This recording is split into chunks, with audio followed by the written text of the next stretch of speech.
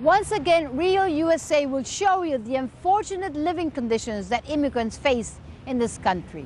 Rebecca Foster denounces the exploitation that field workers face in the Skagit Valley in the state of Washington.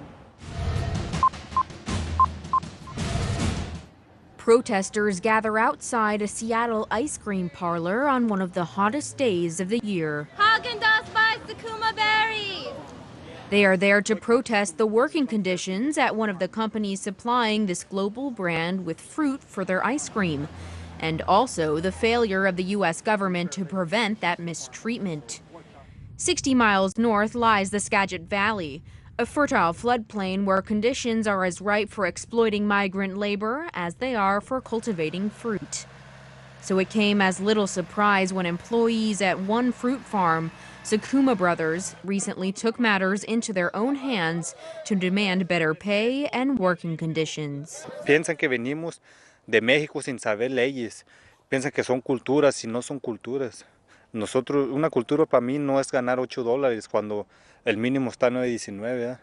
While filming this report, someone who identified himself as an owner approached us to make sure we were not on Sakuma Brothers' property, but refused to be interviewed.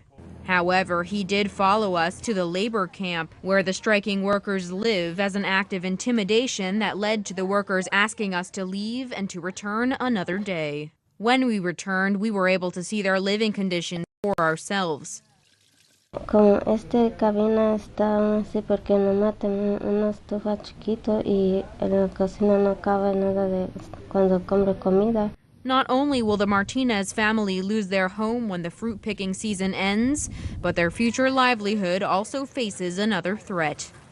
This is as close as we could get to the more than 100 guest workers Sakuma Brothers brought in from Mexico under a U.S. government temporary worker immigration program.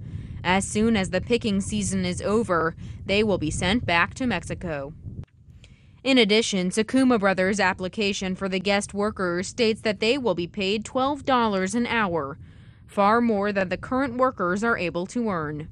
Eso es lo que sentimos mal, porque cómo es que a esa gente lo pueden pagar 12 a la hora y por qué a nosotros está pagando por contrato, pero no sube el precio.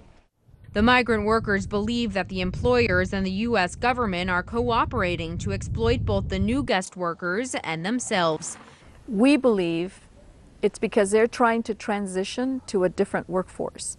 And it's a nexus between the lack of comprehensive immigration reform and the coming reform that is written into the current bill, Senate Bill 744. We believe it's a financial decision to get a workforce in that is easily controlled and more manageable and not have to deal with workers that are actually thinking and asking for their rights. For now, the workers are back in the fields, picking berries to earn the money that will hopefully see them through the winter. But they continue to hope for a better deal. Pues nomás lo que nos merecemos por nuestro trabajo. No queremos ni de más ni de menos, simplemente que respeten nuestros derechos.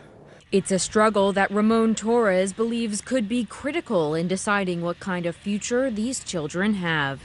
For the migrant farm laborers of the Pacific Northwest and across all of the United States, this battle is fought less in the fields than it is in the corridors of power in Washington. They believe the U.S. government must push through comprehensive and inclusive immigration reform.